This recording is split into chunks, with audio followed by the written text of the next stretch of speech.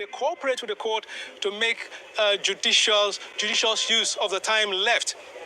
And it says it's going to hear all the petitions on their merit to ensure that no justice is delivered at the end of the day. So nobody is going to have any, grounds to fault the hearing and how the 5-member panelists had the hearing of the petitions. Of course, we have Haruna Samani as the chair. Inaugural session preceding the hearing of petitions seeking to nullify the outcome of the 2023 presidential election.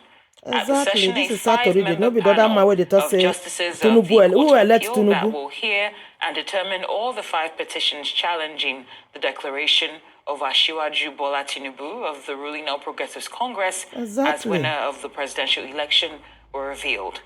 Whereas the panel will be headed by the presiding justice of the Abuja division of the Court of Appeal, that's Justice Haruna Samani. Other members of the panel are Justice Stephen Ada, Justice Monsurat Bolaji Yusuf, Justice Bulo Kurumo Ugo, as well as Justice Abba Mohammed. Arise correspondent Godfrey Eshimoge has been tracking the proceedings and is standing by now to provide more updates. Thank you so much for joining us, Godfrey. Of course, what has happened today is the fact that Action Alliance Party has officially withdrawn its petition before the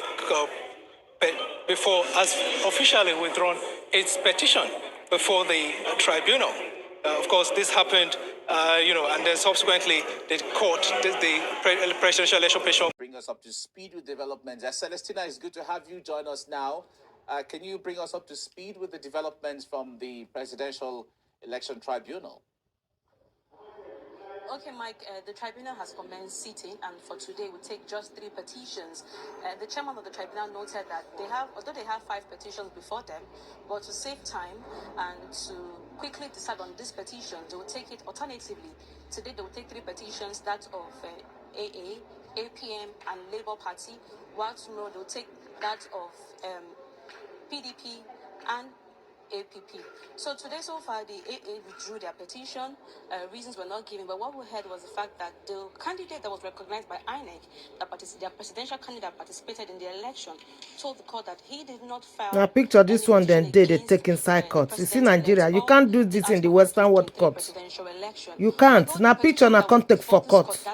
One I see situation of Nigeria, say APC, I mean APCP, they don't rule the country. Now they take picture. Due to the preliminary objections filed by other parties, I'm never serious for that country. The APC, he got the hint that that was a pre-election matter and ought not to be brought before the tribunal. So hence he withdrew his petition and the court struck it out. So far now the court is hearing the application of the APP, and that after that we'll take that to the Labour Party. Yeah, Labour Party and APC. We understand the presidential candidate of the Labour Party, Peter Obi, is there in court, or at the tribunal rather, and also the governor of Plateau State, who was where's Tinubu? Emilokon of the APC Presidential Campaign Council, is there. Who else is there? If it's in UK or in America or Western world, Tinubu come out and be telling Americans that Emilokon, or telling the British people that Emilokon, and to then do election, then rig election, carry give him. He go jail. He go jail straight away, life imprisonment. When Asiwaju Bola Ahmed was declared the winner of the presidential election, and due to the cause of action arising after the declaration of Asiwaju, he didn't win. You know the Nigeria. You know see the election. What use grammar you they speak? 80 days to do so, which is 6 months. And before today, they've been filing, and the respondents have been responding. So this took a while. That was why commencement of the sitting started a bit late, but it's still within time as prescribed by the Electoral Act. We understand today is just the pre-hearing activities or the sessions. When will the listening to the substantive cases begin? Okay, well, it's more like the inaugural sitting. This is the first time. The chairman of the panel gave his inaugural speech, advised all parties that they should be cautious of what they bring before the court, and to ensure that speedy dispensation is done to these cases, and continue to file these election petitions. See lawyer, they won't come at the press info. Represented by the council will identify Nigeria. the processes, the I get long way to petitions, go. if I any never objection ready. responses, yeah, affidavits.